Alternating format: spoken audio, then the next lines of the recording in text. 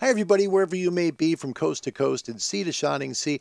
Welcome back to Hammer Day Live Solar Weather Forecast. This is for the HF bands. It will cover Thursday, March 23rd until Sunday, the 27th. Now, I want to just preface we're in the middle of a very potent G3 geomagnetic storm. Our A1A won't show that. It's just going to show you the sunspot groups.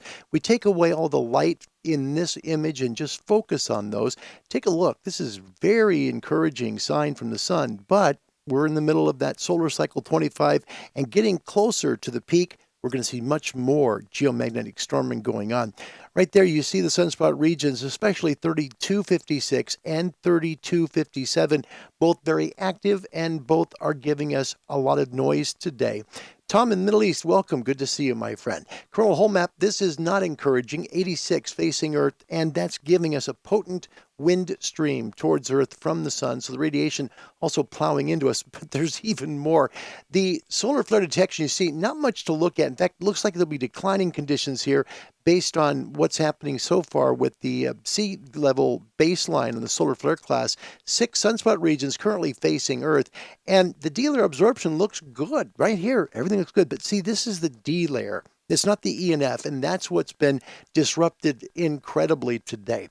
This is the information from solarham.net. A G3 strong storm in progress right now.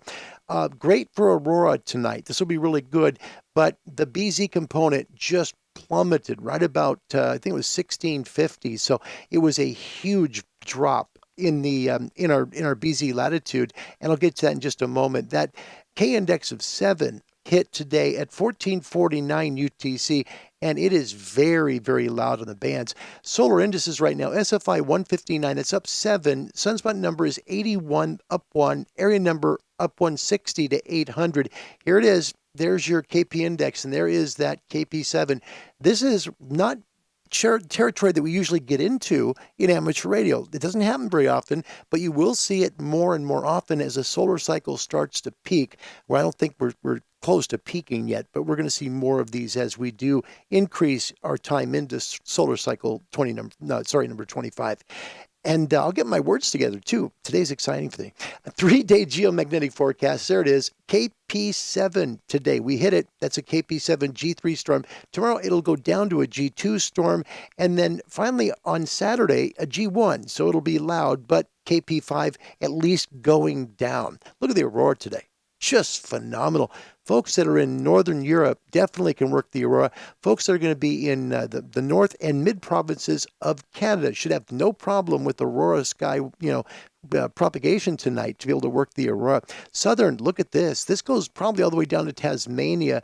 If this stays currently active in the aurora australis.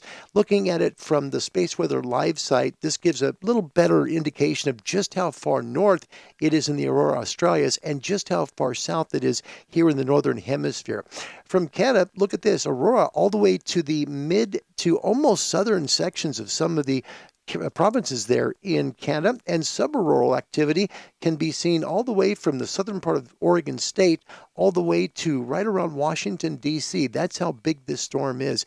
KP index down to KP5 right now. That's very active. Real-time solar wind finally coming down, 469.1 kilometers per second. Here's your density. It's up to 9.21 parts per centimeter cubed. So we're really getting a lot of radiation from the sun. Interplanetary magnetic field. This is not the same as the geomagnetic, the magnetic field from the sun. That's south. This is north. And look at the drop in the BC latitude. Look at this. It just fell straight down, literally about 26 points between roughly 1640 and 1645, expected to continue to go south. That means a lot of fade in the north and southern hemisphere on the amateur and shortwave bands. This is a tremendous drop today, right just before 1700 UTC. The disturbance, this kind of gives you an idea of what was predicted and what was observed, okay? The predicted model definitely was worse than what actually happened, but we're definitely in that storming condition right now.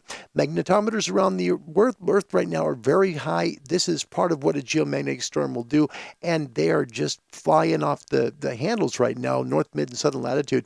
SFI right now 1759 it shows here at QRZ. Sunspot number 87, A index high, of course, at 17, K also high at 7. That's a severe storm. BZ latitude, there it is, minus 12.4. Solar wind 480.7 kilometers per second. The good news, there is some east kip on 6 meters today, but the HF conditions are pretty poor. Look at that signal noise level, S9 plus.